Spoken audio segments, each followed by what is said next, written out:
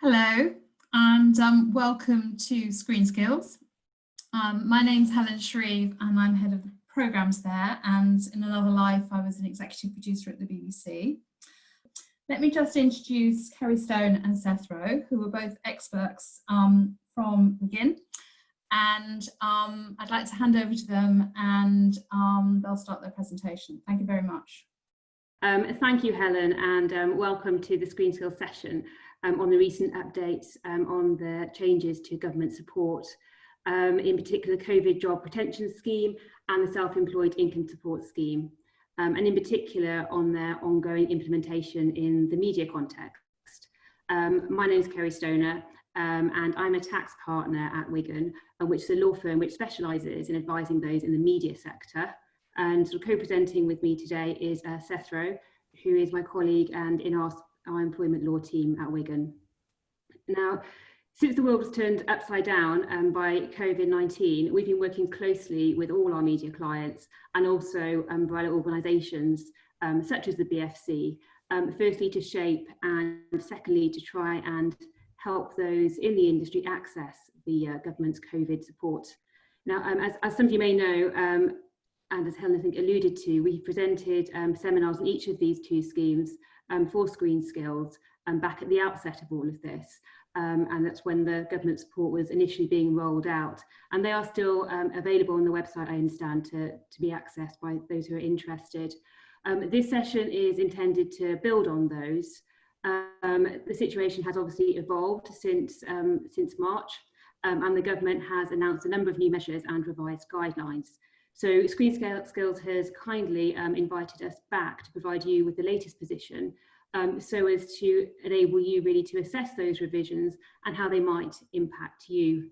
So the aim of this webinar, therefore, is to give you as viewers the opportunity to learn about the detail of the changes to the COVID Job Retention Scheme and also the Self-Employed Income Support Scheme and how they may impact on you.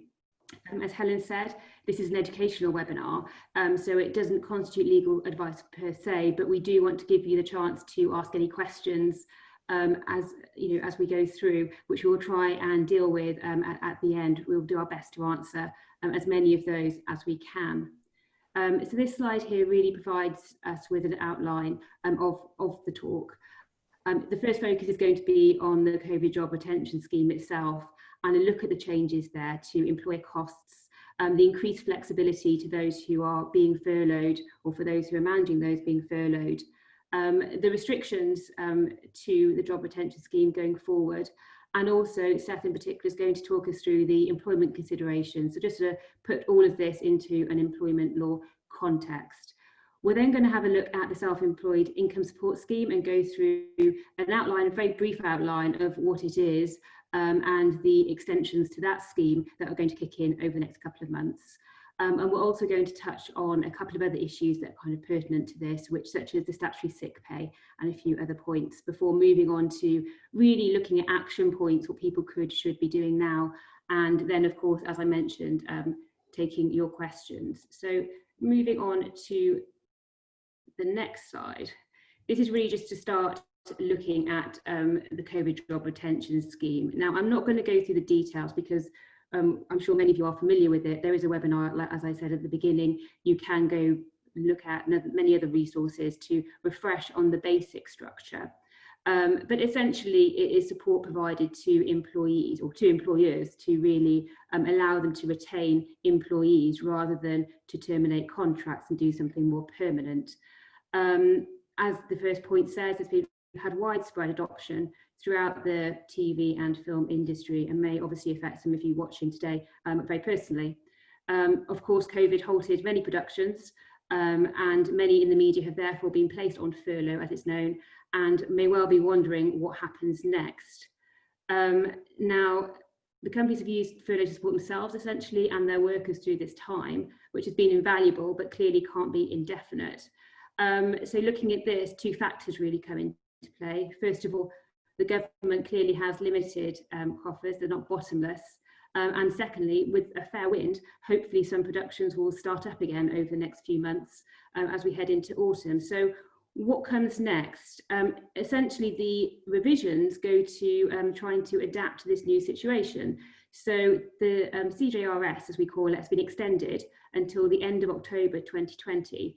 But in order to essentially wean employers from dependency on it, and also to reflect the fact that people who are on furlough are beginning to utilise perhaps more or have the opportunity to work some hours for their employers, there's basically a new flexible furlough arrangement coming into play. Whilst to wean people off, the government have reduced their contribution and asked employers to step up their financial contribution to the cost of having a worker on furlough.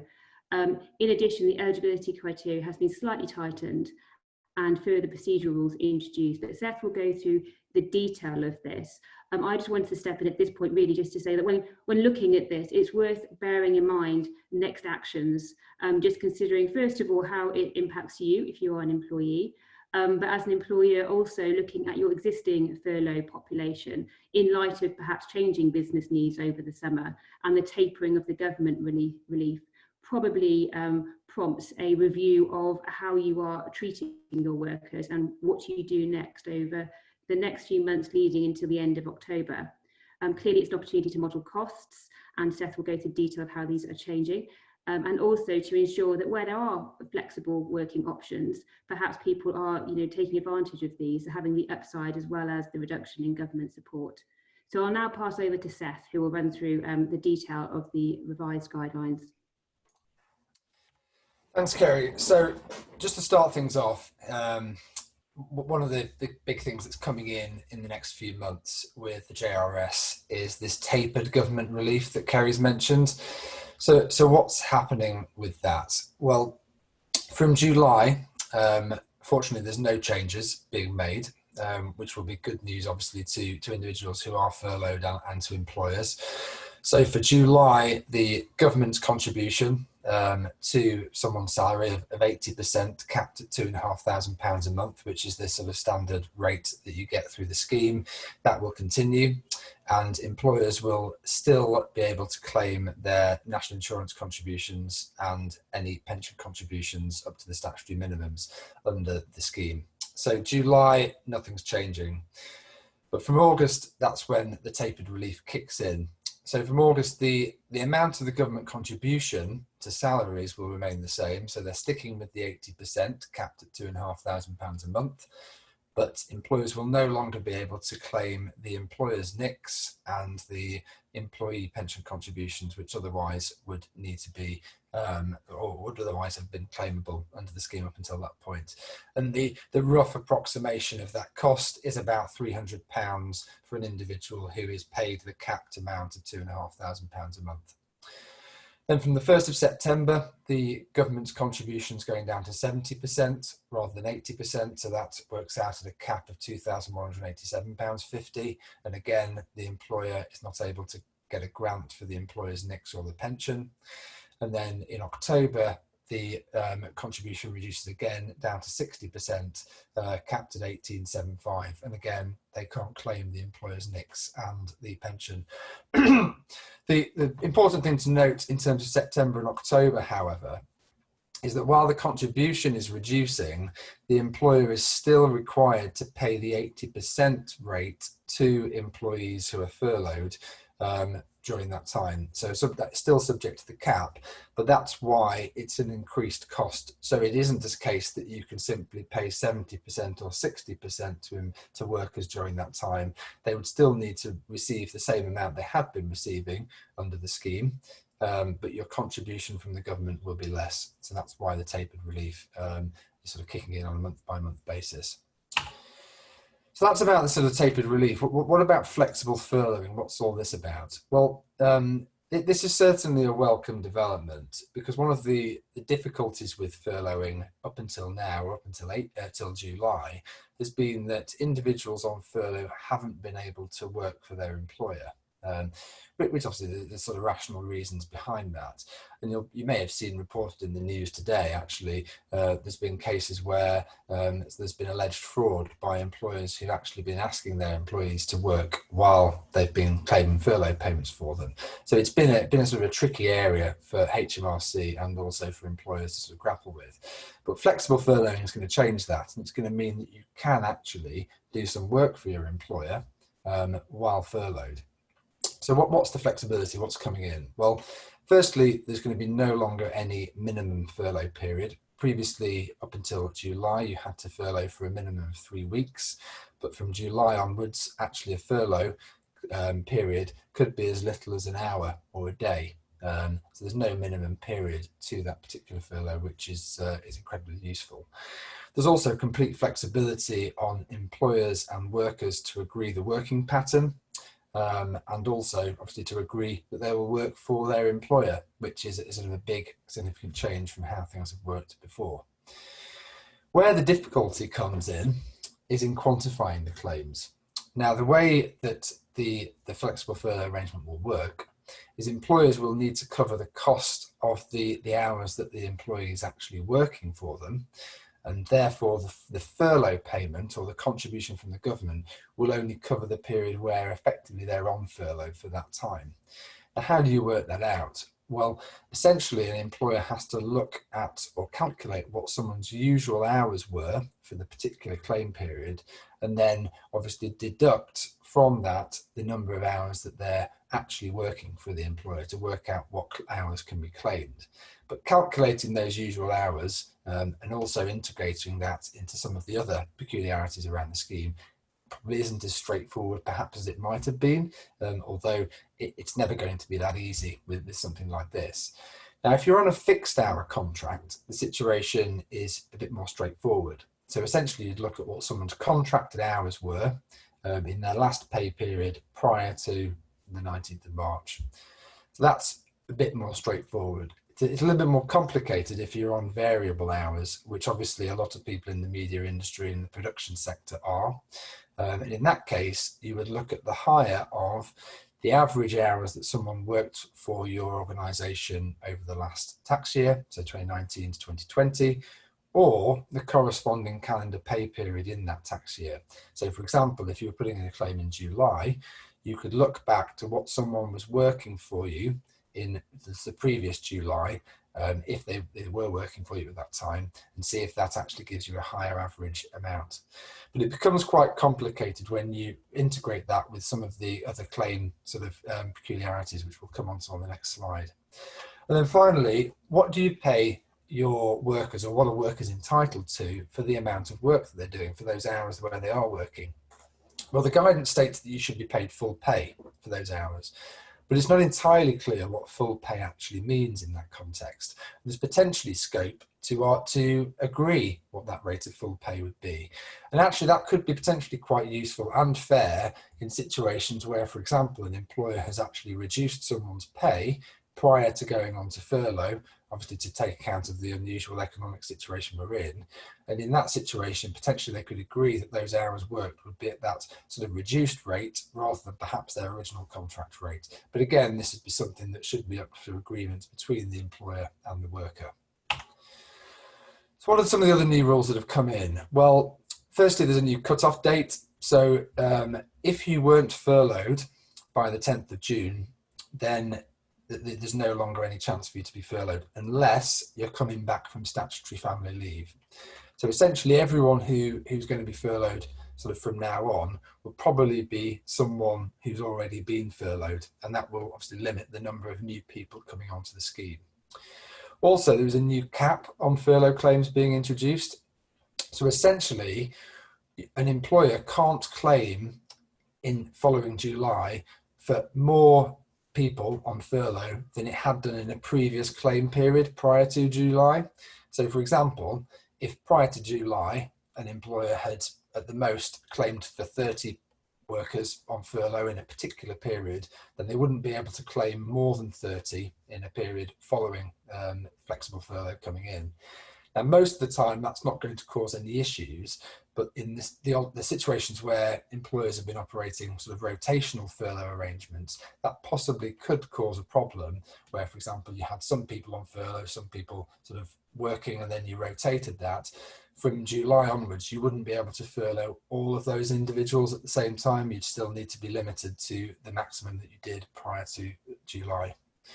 And then finally, there's some requirements around claim periods. So your claims must be made from within the same calendar month, effectively. So you claim for this from effectively the start and the end of the calendar month.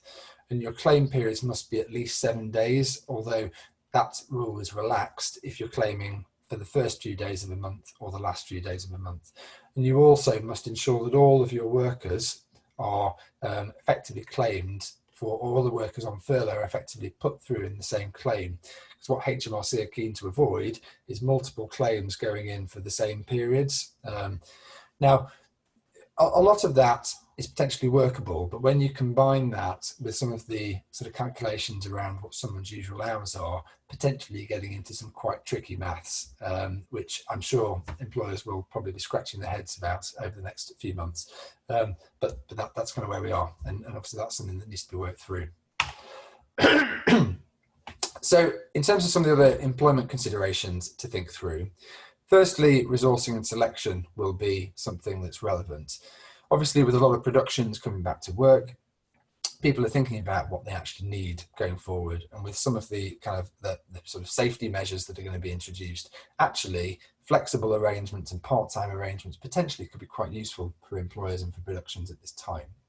So the first thing that people are going to need to do, clearly identify what their business needs are. But think through a clear process of identifying who's going to come back to work and which individuals will remain furloughed, and also who may need to be terminated. Potentially there could be situations where actually there is no scope for bringing them back. Also think about rotational arrangements. So if you are looking at sort of part-time working or some people coming back, can you actually introduce a new flexible sort of rotational arrangement with your crew or whatever going forward from July onwards? Potentially they're the sorts of things that you might want to think through. Communication is going to be key. Now, in all of the furlough arrangements, there has been a requirement to have agreement with the individual. And the same is going to be true when you're bringing people back to work and also putting them on and off furlough if that's what an employer was considering doing. So you need to think through how you're dealing with that. And probably the first place to start is to look at your existing furlough agreement with any people who are furloughed, or if you are furloughed yourself, what that agreement says. Now in lots of cases, or in cases where that letter has been drafted appropriately, it will often deal with things like the ability to bring you back from furlough and that sort of thing. But if it doesn't, then potentially those agreements will need to be entered into at the time of the new arrangement being put into place. Which brings us nicely on to the contractual changes. So if you are going to be operating a flexible furlough arrangement and people are going to be working part-time, then unless someone was already working part-time, that's probably going to require contractual change to their terms and conditions, because you'll effectively be asking them, or you'll be agreeing to work reduced hours, which presumably will reduce your pay as well. So your sort of new furlough letter, or your letter bringing you back on a flexible furlough arrangement, you would expect to deal with those particular contractual arrangements.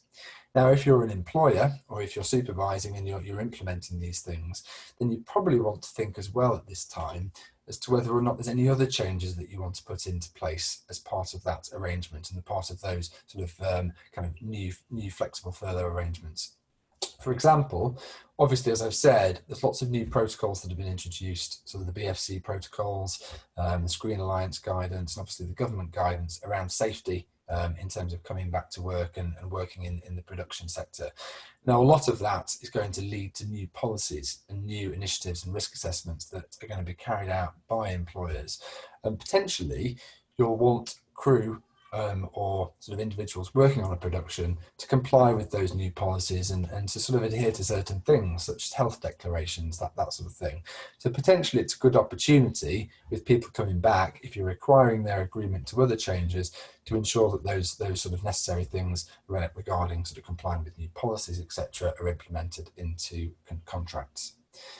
Then finally, terminations. Now, sadly, there probably will be a requirement for some organisations to make terminations to individuals who are furloughed at the moment, either because they can't afford to continue furloughing given the tapered relief, or they simply don't have any work for someone to come back to. Now, in that situation, the key thing to bear in mind is that the correct process is followed, both from a statutory perspective and from a contractual perspective. Now, in a lot of production roles, you'll generally be looking at things from a contractual perspective because people won't necessarily be employees, they'll probably be either workers or self-employed. But for those individuals who might have employment rights, then sort of considerations around statutory obligations, including statutory notice, etc., potentially could be quite important. You'd also want to think through the other employment law considerations and just general best practice around how to sort of put in place those dismissals.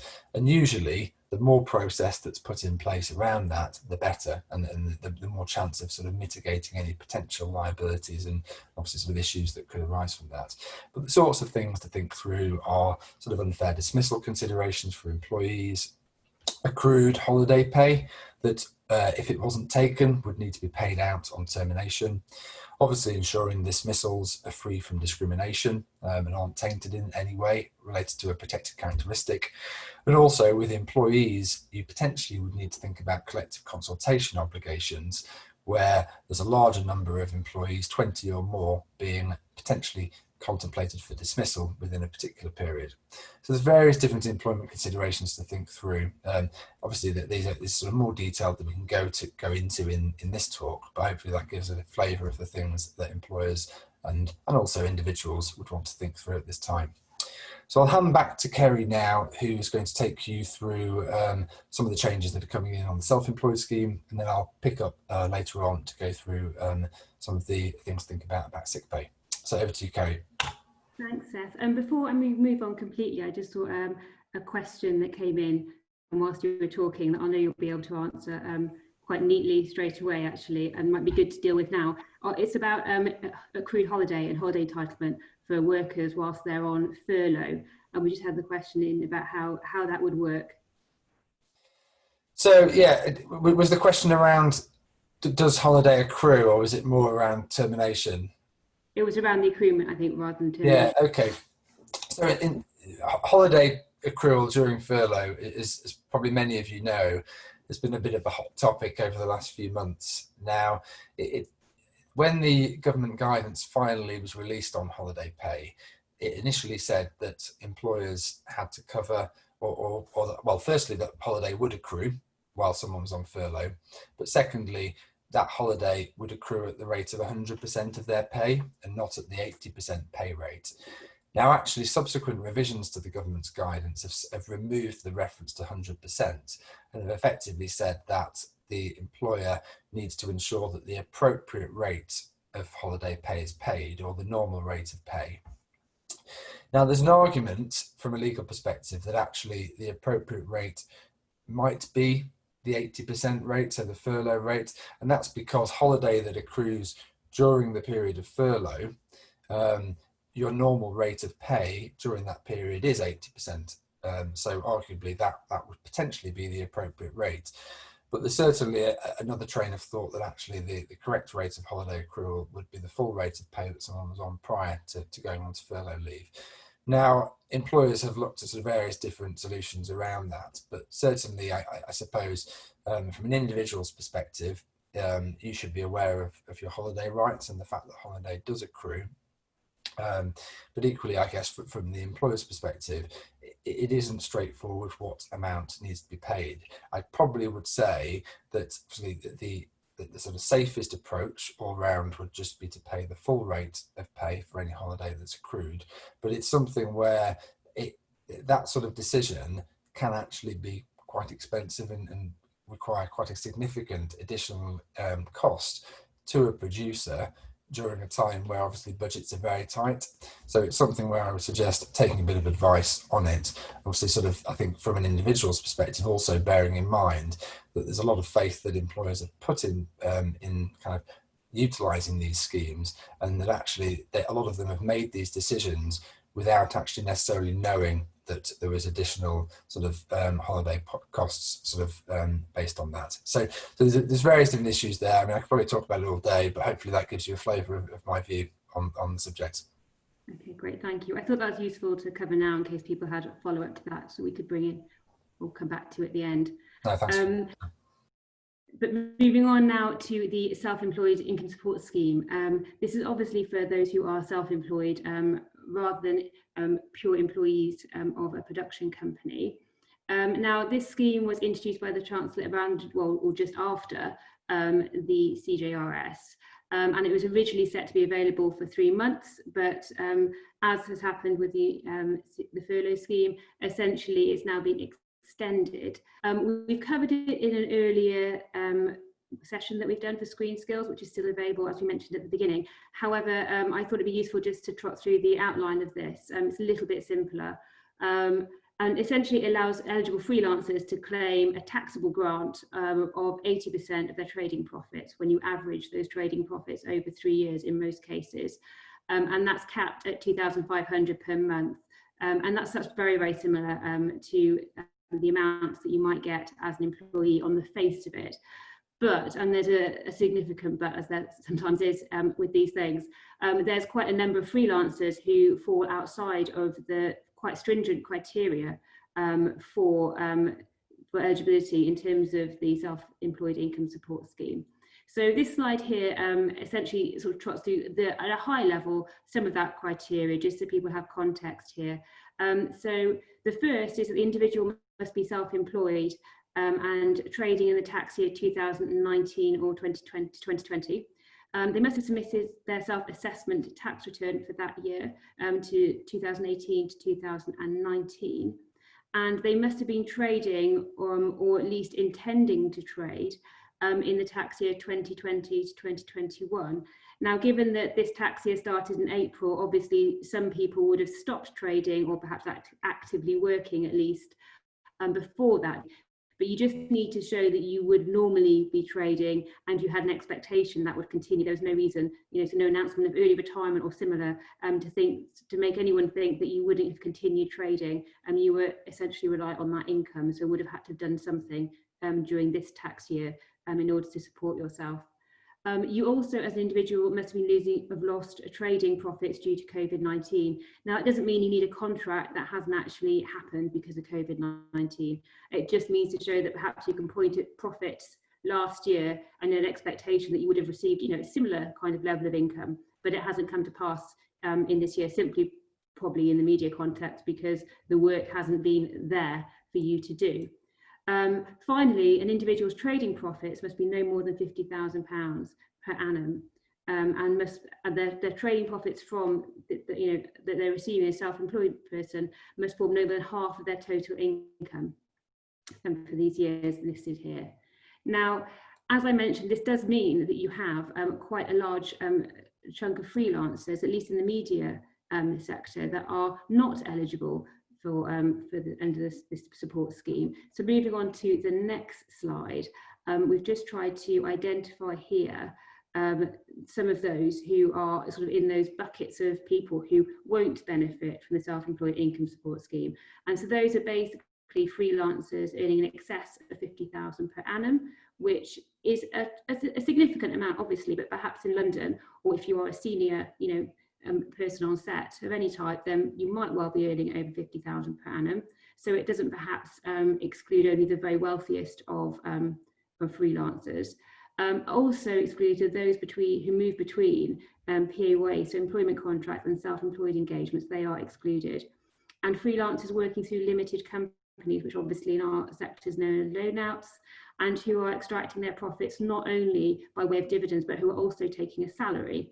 Now, they are, the counter to this from the government's perspective is that they can take, they should be able to benefit from the job retention scheme itself by paying themselves, up to the cap of 2,500, and sort of furloughing themselves essentially. But because the way it works in practice, whereby usually an individual will take a nominal salary, which usually is sort of £10,000 or so, which takes you up to the NICS threshold, National Insurance Contribution threshold, and usually people then take the rest out as dividends. it does mean that people's salaries are often pegged at quite a low rate in terms of what they pay themselves from their loan out. And this does mean that actually the support available to them under the job retention scheme is quite low. So that causes an issue for people in practice, and obviously a lot less support than they would otherwise have received. Freelancers with less than 1 year's accounts also have the inability to claim. You need to be sort of around for more than the short term, and that's just to prevent abuse, frankly. So in terms of the next slide, this really looks at the position going forward. So essentially, the reason that I went through those rules in brief was just because you can actually continue to claim for the first grant. So the cut-off date for the first grant is the 13th of July 2020. So there's still a window of opportunity to basically make retrospective claims in respect of 80% of your average monthly trading profits for the last 3 months or so. In addition, there's the announcement that basically has an initiative of a second grant or an extended grant, and that means that individuals be able to claim for a final grant worth slightly less, but kind of is in line with the slight pullback of support by the government, but that will be 70% of the average monthly trading profits, and that will be capped at £6,570. So the eligibility criteria otherwise remains the same, and it's, as we've just sort of trotted through at the highest level, there's obviously some nuance and intricacies there.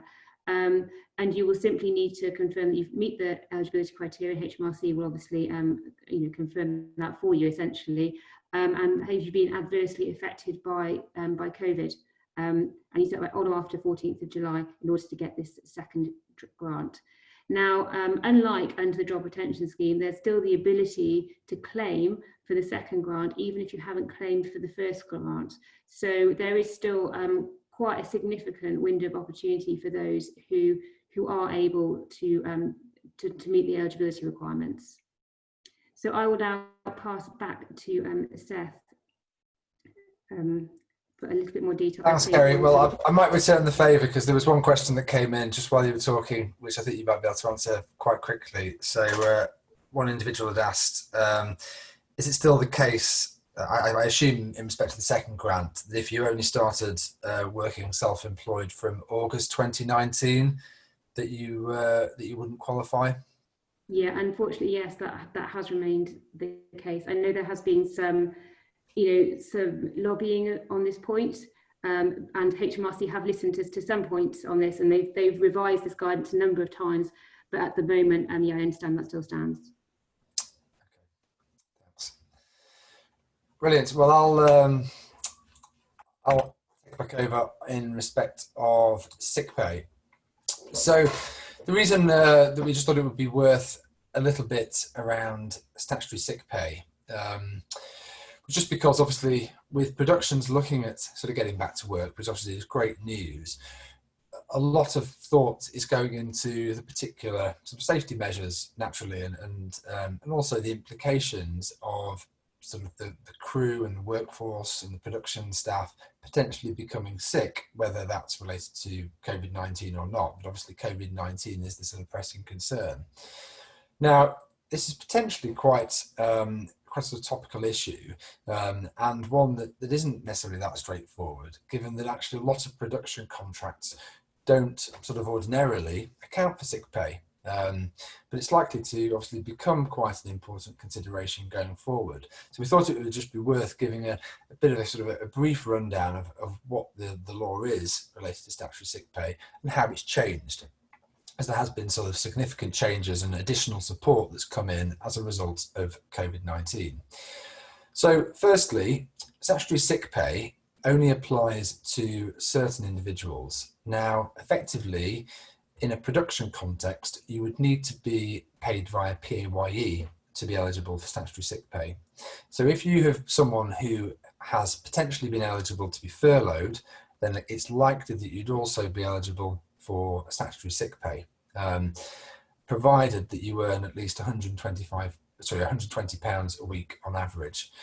Now, SSP is not a significant amount, unfortunately. It's only £95.85 a week. And the typical sort of position with SSP until the recent changes is that the employer is only obliged to pay it from the 4th day of absence, and they must pay it for a period of up to 28 weeks.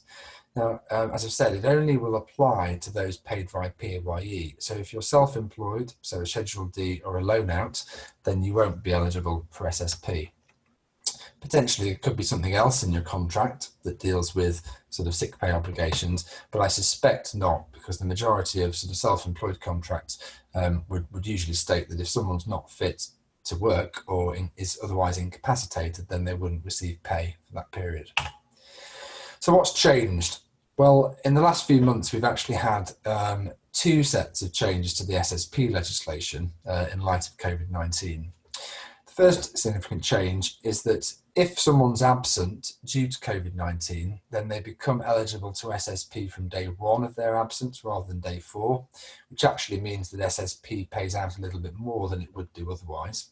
And also, and this is where the Government Support Act bit comes in, companies can actually reclaim SSP or for the first 14 days of SSP for any COVID-19 related absence, provided they had a payroll scheme set up by the 28th of February and they had fewer than 250 employees. So the really large employers won't be able to reclaim that back.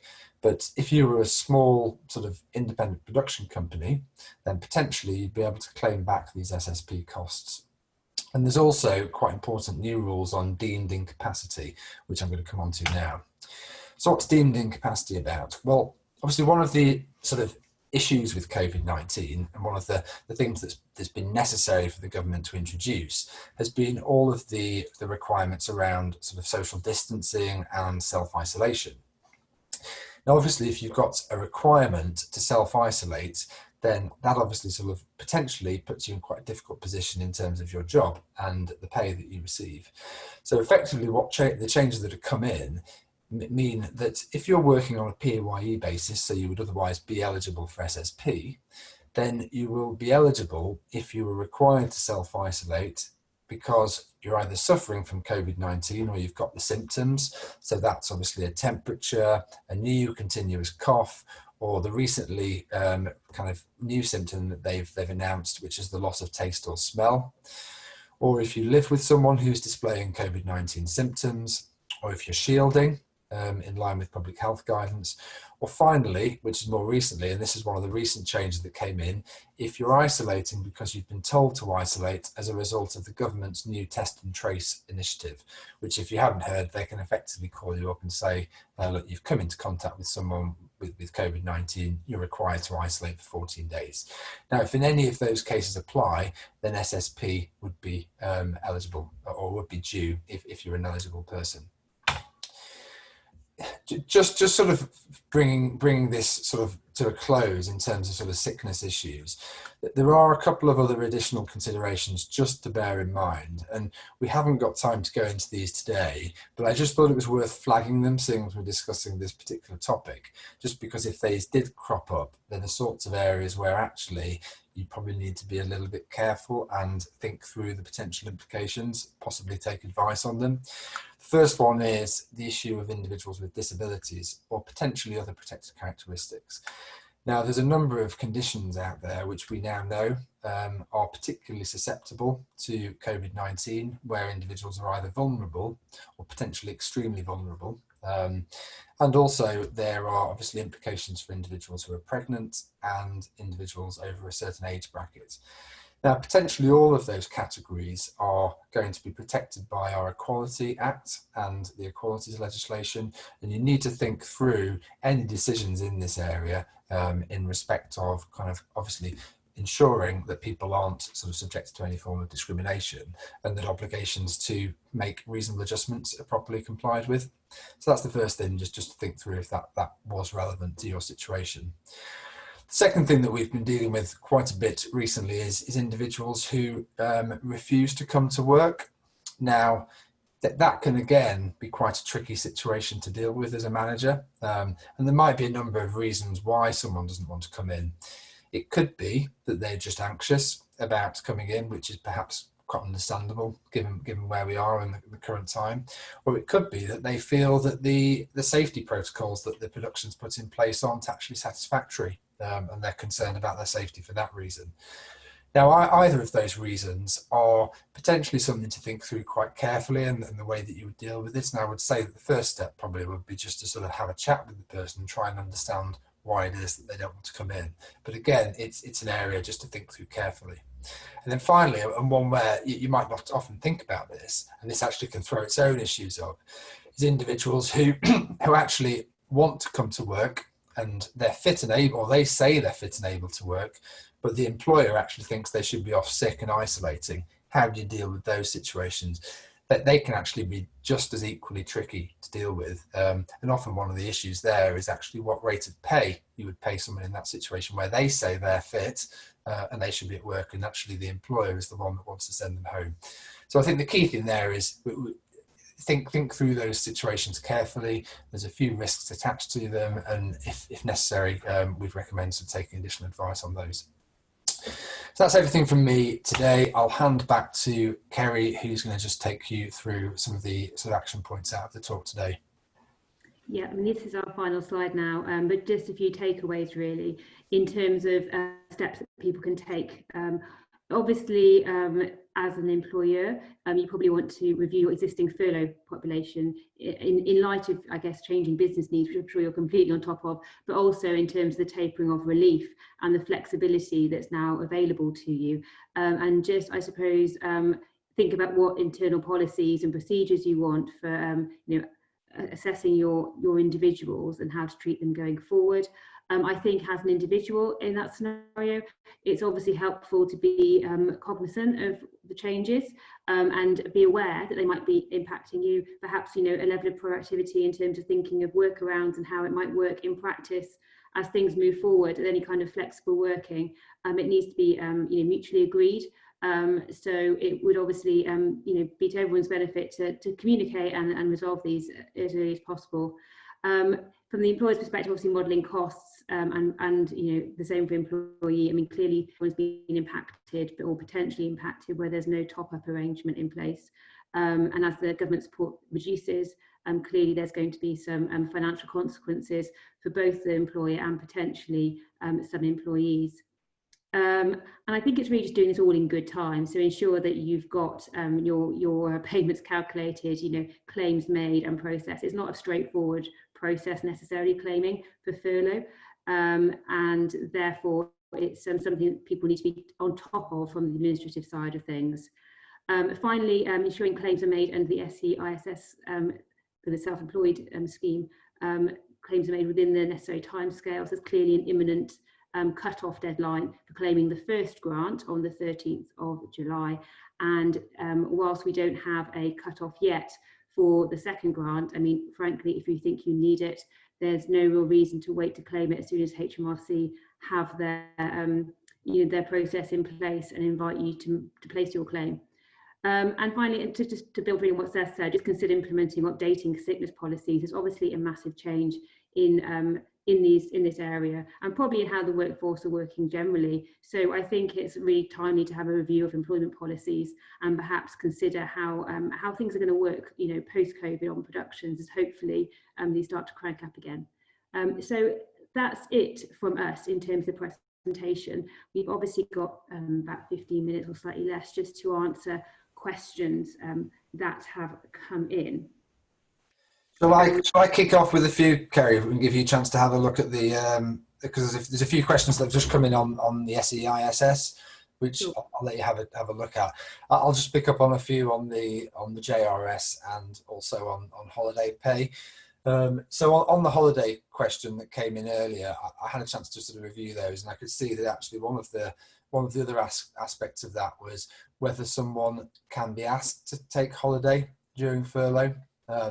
So the position on that, I mean, there's a slight debate actually amongst lawyers on it, but our view is that yes, you can be requested to take holiday during furlough, and actually the government guidance that was released fairly recently on that, and also the ACAS guidance suggests that you can as well. Now, there are requirements for an employer to request that you take holiday. They effectively have to give you a certain amount of notice to take that. They have to give twice the amount of notice to the amount of holiday that's taken. So if they wanted you to take 5 days, they'd have to give you 10 days notice effectively of that, but that can be required. And equally, someone can take their holiday after furlough if they wanted to. I think there was another question on that. The usual holiday kind of policies would apply with your employer. So if they refused that holiday request, then presumably they'd be entitled to do that. And obviously it would just be something you'd have to sort of deal with your employer on that basis. Someone also said in relation to the furlough scheme, they'd recently been put on the furlough scheme, I'm assuming before the cut-off date, by the looks of the question, so it was sort of last week, and they said they'd been paid a 3-month grant.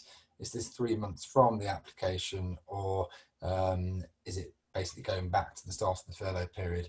I mean, I don't know the individual circumstances there, but I assume that the grant will have been made on a backdated basis, because you would not be able to claim for July onwards at this point. So I assume that's what the situation is with there. And there was another question in terms of a freelance individual. Bearing in mind I'm now furloughed, will accepting a few days work complicate things financially or also mean breaking the law? In that respect, if you've been furloughed, you actually can work for other employers at the moment, and you can do voluntary work, but you just need to make sure that the employer that's furloughing you is happy with that, because you may have contractual requirements that mean that you have to let them know. So it's worth getting that sort of authorised. But technically you wouldn't be breaking the furlough arrangement with working elsewhere at the moment. And then obviously from July onwards, you'd be able to do some work for your employer under the flexible scheme. Ceri, is there anything you'd like to pick up?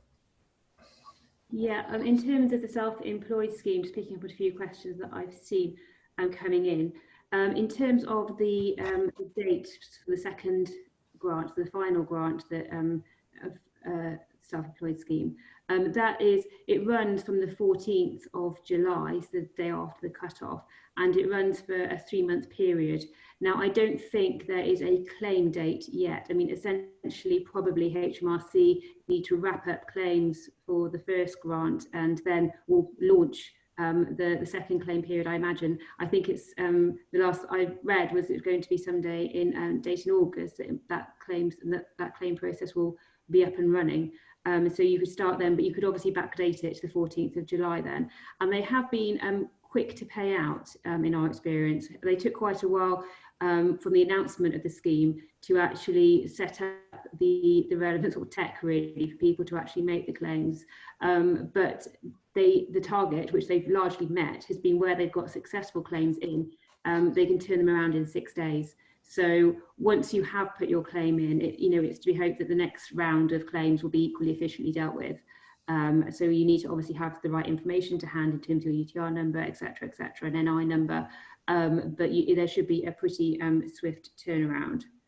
I also saw a question about if you were a freelancer, can you claim under a PAYE contract you have?